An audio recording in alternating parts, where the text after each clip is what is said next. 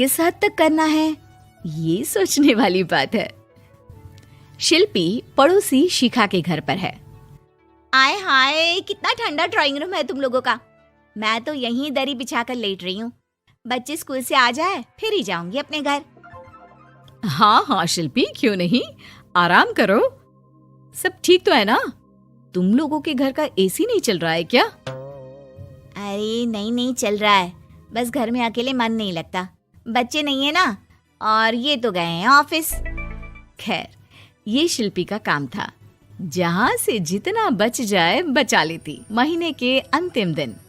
वाह, इस बार की गर्मी में 2000 रुपए कम आए हैं। तभी बेटा आता है।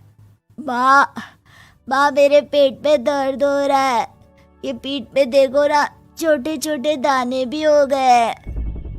अरे, इसे लेकर तुरंत डॉक्टर के पास चलो। ये क्या हो रहा है, घमोरी क्यों हो रही है? और पेट में दर्द भी तो सही बात नहीं है। वो लोग डॉक्टर के पास जाते हैं, जहाँ डॉक्टर बच्चे को देखता है और दवा लिख कर देता है। देखिए, इसे गर्मी से बचाइए। आप लोग तो अच्छे पैसे वाले लगते हैं, घर में ऐसी नहीं है क्या? बच्चे को गर्मी से एलर्जी है। खैर, निकालिए 5000 रुपये और ये दवाई लीजिए। घर आकर शिल्पी को 5000 रुपये खर्च हो जाने की टेंशन हो जाती है।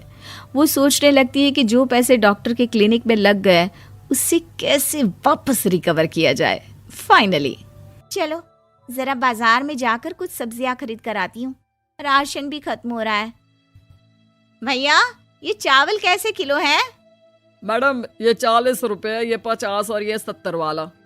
अरे बहुत महंगे से हैं, कोई सस्ता सा दिखाओ ना। अरे बस यही है जो है। तभी शिल्पी की नजर पास के बोरे में जाती है, जहाँ कुछ चावल पड़े होते हैं। और ये वाला चावल, ये चावल कैसे दे रहे हो? अरे ये तो 10 रुपए किलो है, पास के गांव के लोग ले जाते हैं, साफ करके जानवरों को खिलाते हैं। ये कीड़े लगे हैं ना, ऊपर से गीले भी हैं और छोटे टुकड़े भी हैं। अरे ठीक है, कोई बात नहीं, पैक कर दो 5 किलो।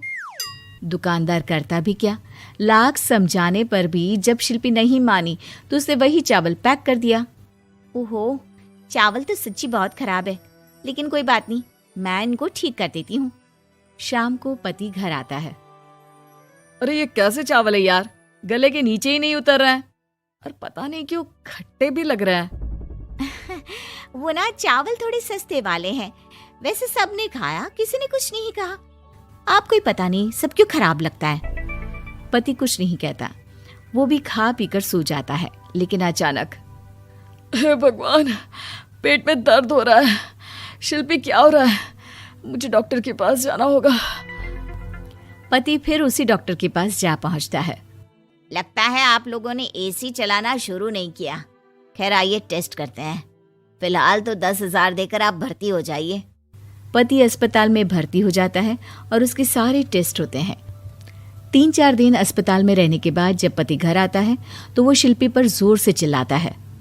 तुमने जो चावल खिलाए थे वो फंगस लगे हुए थे। तुम जानती हो, ऐसा चावल तो जानवरों को भी खाने के लिए नहीं देना चाहिए। अरे कैसी बात कर रहे हो, वो तो जानवरों के लिए ही थे। 10 रुपए किलो।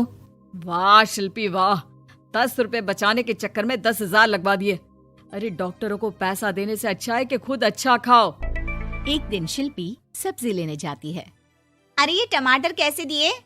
सब्जी वाला, जो कि शिल्पी को पहले से ही जानता था। अरे मैडम, आपका ही इंतजार कर रहे थे। ये लीजिए आपकी सब्जी, पूरी पैक करके रखे हैं। ये लीजिए आपकी सब्जी का थैला। अरे वाह, कितना दे दूं? अरे देख लीजिए, जो मन करे दे दीजिए। आप नहीं लेती तो मैं उस गाय भैंस को ही दे देता। शिल्पी पर्स से 20 रुपए निकाल कर दे देती है। खुशी खुशी घर आती है और फ्रिज में सारी सब्जियां रख देती है। पति रात को पानी लेने के लिए फ्रिज खोलता है। ओह छी, कितनी गंदी बदबू आ रही है। देखो तो कहाँ से आ रही है।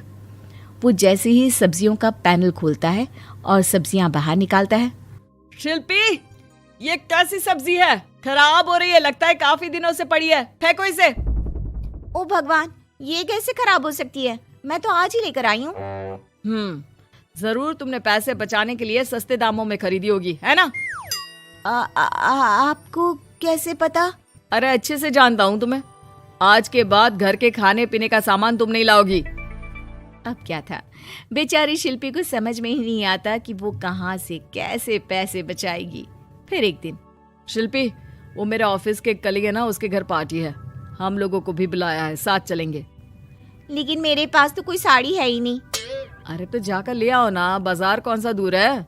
शिल्पी बाजार जाकर साड़ी ले आती है, लेकिन साड़ी होती है बहुत सस्ती, इतनी सस्ती कि शिल्पी जब उसे पहनकर तैयार होती है और पति के सामने आती है।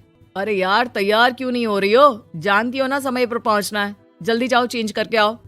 कैसी बात कर रहे हैं आप? मजाक करना कोई आपसे सीखे। अरे नई साड़ी तो पहनी है मैंने। खैर, दोनों पार्टी में जाते हैं, जहाँ एक काम वाली शिल्पी के पास आती है। मैडम, ये जो हाथ में झूठा ग्लास है ना, दे दो, बर्तन धोने के लिए ले जा रही हूँ। अरे शिल्पी, आपकी और इस काम वाली की साड़ी तो बिल्कुल एक जैसी है। नहीं नहीं, मेरी साड़ी का कपड़ा थोड़ा ज्यादा अच्छा है। ये वाली भी मिल रही थी लेकिन मैंने ली ही नहीं। क्या फायदा, हल्का कपड़ा जल्दी फट जाता है। ये वाली तो कुछ ज्यादा ही सस्ती है। सभी कामवाली की बात सुनकर शिल्पी पर जोर जोर से हंसने लगते हैं। दूर खड़ा शिल्पी का पति सबको हंसते हुए देख रहा होता है और कामवाली की साड़ी शिल्पी की साड़ी जैसी ही दिखती है, ये भी देखता है। पार्टी खत्म होने के बाद दोनों घर आते हैं। मैंने क्या कर दिया, मुझे बिल्कुल अच्छा नहीं लगा। मैंने जरा से पैसे बचाने के चक्कर में कितनी बेइज्जती करवा ली। आज के बाद कभी कंजूसी नहीं करूंगी। चलो, देर आए दुरुस्त आए।